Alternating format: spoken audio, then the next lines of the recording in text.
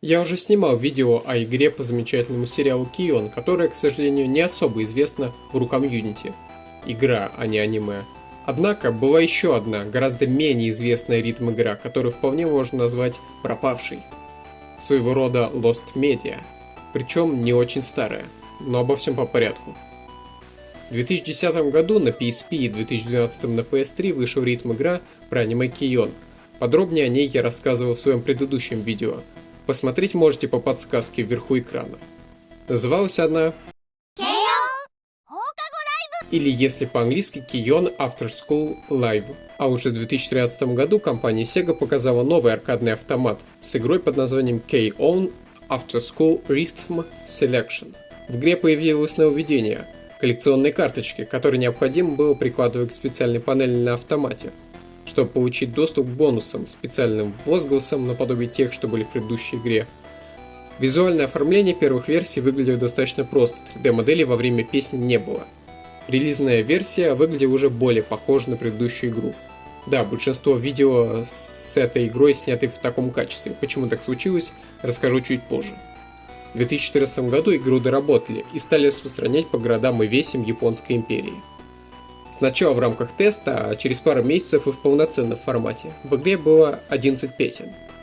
Часть песен была такой же, как и в игре для домашних консолей, а 7 песен были взяты из второго сезона аниме.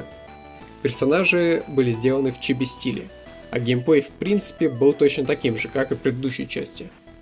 Необходимо было выбрать персонажа, одну из 5 девочек, у каждой свой музыкальный инструмент. Затем игрок выбирал режим.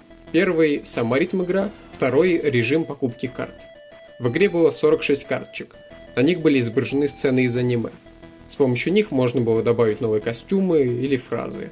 Карточки были разной редкости, всего было 2 серии карточек.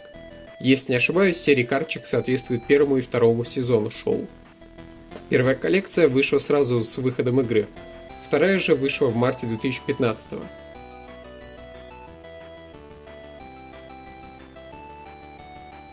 Вроде бы в 2015 начали обновлять игровые автоматы, добавляя новые песни, но тут я понял не до конца. Затем идет выбор песни. Как я уже сказал, песни были взяты как из первого сезона, так и из второго. Геймплей очень схож с прошлой игрой, необходимо было попадать в ритм песни. Каждое попадание оценивалось от Perfect до Bad. После песни оценивалось ее исполнение. Добавилась также таблица рекордов, которой не было на PSP. На официальном сайте игры еще есть Shop-лист. Могу предположить, что это список магазинов, где стояли автоматы, но сейчас этот раздел недоступен. На Wayback Machine, ввиду того, что картинки не сохранились, понять, что именно там было, невозможно. 4 сентября 2015 года Sega заявила, что работа аркадных автоматов будет постепенно прекращаться. Существует всего несколько новостных статей об этой игре.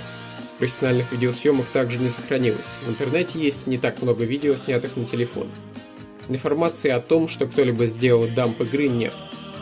Именно поэтому ее вполне можно считать потерянной. Что интересно, на западном YouTube видео об этой игре тоже нет. На Reddit есть пост, в котором автор написал, что он вместе со своим другом пытался сделать похожую игру, однако они забросили проект из-за того, что не были уверены по поводу законности этого. Речь об авторских правах. Зачастую потерянные медиа — это что-то очень старое. Например, потерянное ТВ-шоу из 90-х, отмененная 30 лет назад игра, потерянные фильмы 30-х годов и тому подобное. Нередко, правда, это оказывается мистификацией, не всегда намеренной.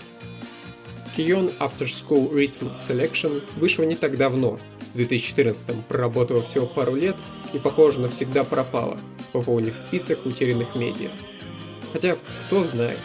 Возможно, вы смотрите это видео через 5 или 10 лет, и к этому времени ROM игры был сдамплен, а популярные эмуляторы были адаптированы к этой системе с карточками.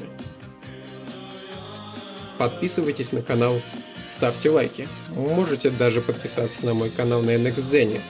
Там, помимо видеороликов, иногда выходит и другой контент в виде букв и картинок. Рекомендую ознакомиться. До встречи на следующей неделе. Пока.